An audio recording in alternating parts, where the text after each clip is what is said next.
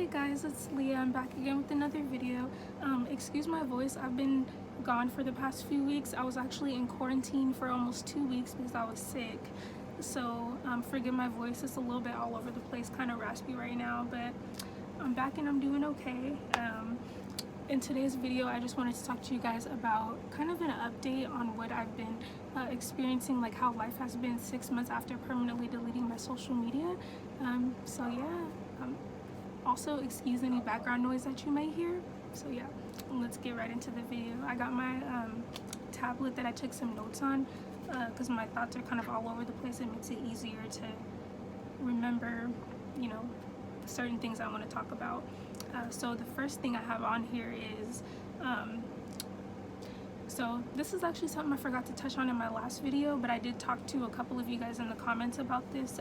But one of the questions was, when you deleted your social media, did you become addicted to like watching YouTube and Netflix and things like that?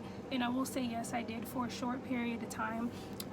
Like right after I deleted my social media, I would then start binge watching YouTube videos and like watching a lot of Netflix in my free time and things like that. But one interesting thing that I've noticed at 6 months without social media is I started to not get entertained anymore from social media, and not social media, I mean YouTube and Netflix. And I mean, YouTube technically still is a social media, but I don't view it as a social media platform that we use it in the same way as like Facebook, Snapchat, Instagram. Those are a little bit different, so that's why I don't necessarily consider YouTube social media in that way. But it is still a problem if you're binge watching YouTube as opposed to being on social media all the time. It's really no different in that regard. But I will say around months like 4 to 6, so like right after I made that video, around the time I made that first video about my no social media experience, I started to notice that YouTube and Netflix and like all of those video like streaming platforms and movie platforms and things like that, I stopped being entertained by them. So like one day I just for some reason randomly didn't have the desire to watch YouTube that much anymore. Like it would be to a point where like I would go on YouTube and like there would be some good video suggestions, but I just for some reason didn't feel like watching it. Like I kind of felt like an urge to do things in my actual life, so like for example, instead of watching YouTube, I would end up meal prepping and cooking healthy meals for myself, and that actually made me feel a lot more fulfilled than watching a good movie on Netflix or in whatnot. So that was one interesting thing that I learned, and even till this day right now, like I still do watch YouTube and things like that, but I'm not as like addicted to any of that like I was before, or like I was at the beginning of my no social media. So that was really interesting. That's a really good point. I'm happy that I'm far enough in this journey to where I can really start to see some of the great benefits from doing so. So yeah, let me go on to the next update. Number 2, I still have not connected with any of my friends and acquaintances that I've had prior to deleting social media. So like I mentioned in my first video, I cut everyone off to change my phone number.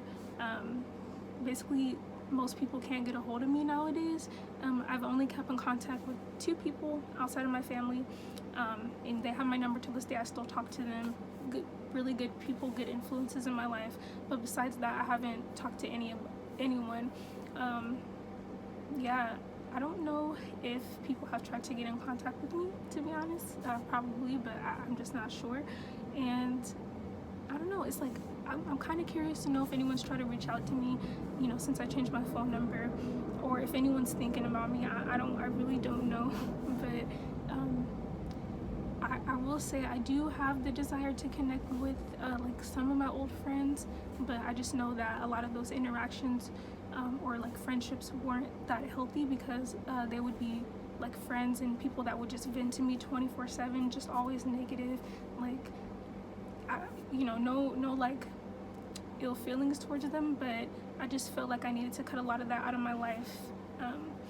so that I can, you know, live a healthier, peaceful life. And because I'm always that person that people like go to talk to about their life and their problems, which like I don't mind if people need someone to talk to. Like I'm more than happy to help if I can. But there becomes a certain point in time where it's like other people's problems are burdening you and affecting you, especially when you have a lot of empathy, you care a lot for people.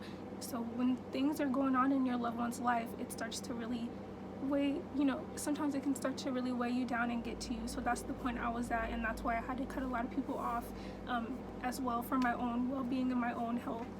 So yeah, that's one of the things. At the 6-month mark, you know, there's a lot of people I haven't had contact with, and I will say that you will start to miss people. Like if you start to go a long period of time without like connecting to people that you used to, it's only natural to miss people. I definitely do miss a lot of the people that I used to talk to, but nothing's changed as far as, you know, me connecting with those people again.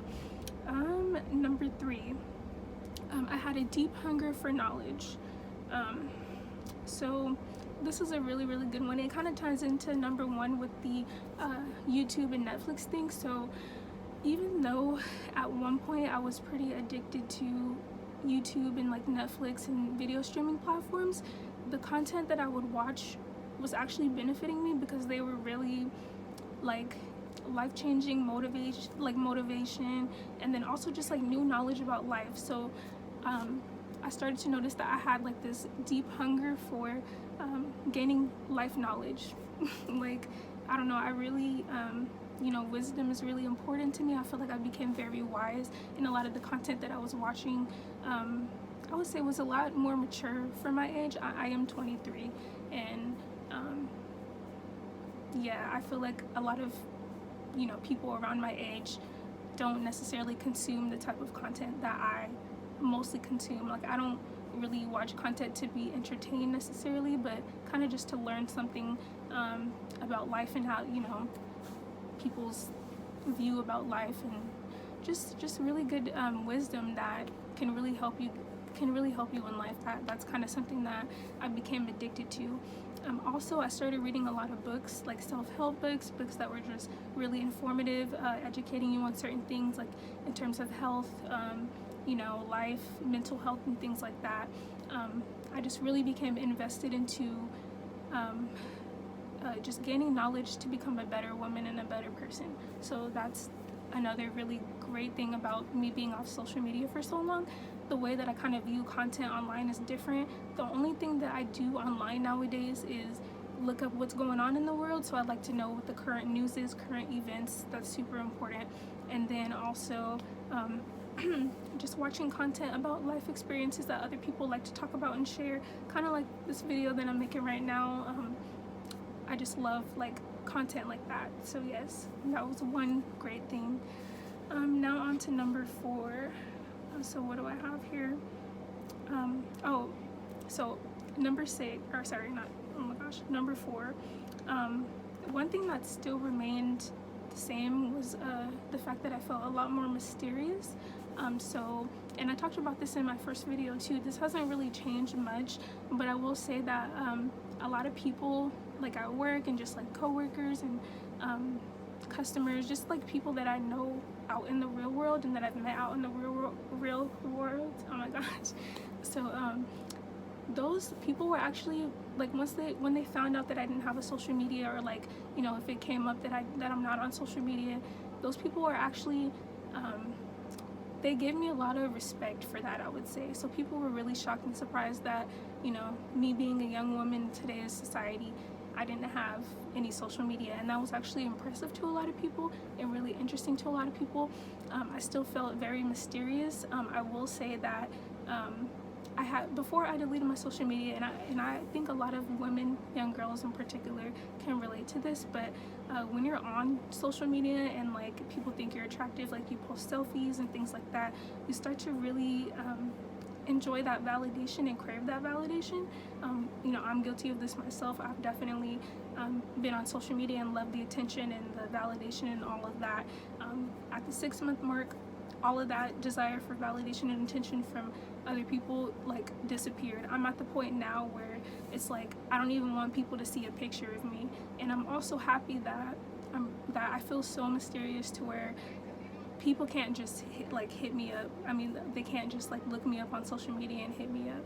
So that was one of the interesting things about being off for 6 months. You're very hard to access and more mysterious. You do have to put in more effort and work to connect with me, basically. So that's another good thing, and that's great. Even up until this day, I love that mystery. I love that I feel like I have more control over my life, so people only know what I tell them and what I put out there. I feel like I'm more in control of my life and myself in that regard. So that's like one of my favorite things. Also, one really important thing I want to let you guys know. So I googled myself. I googled my first and last name, and I noticed that there was a lot of information about me, like my address, my email accounts, like who I live with and things like that. And I don't know if a lot of people know that, but there's a lot of, pretty sure everyone knows this, I hope you do, but there's a lot of information about, there can be a lot of information about yourself on the internet that you don't necessarily want people to know.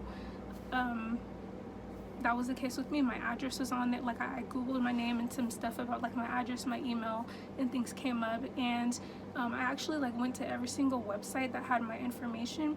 And then there's actually like a link that you can click to remove your information off of the website. So that's really important for you guys to know. If you ever want to try this on yourself, just Google your name and see what comes up.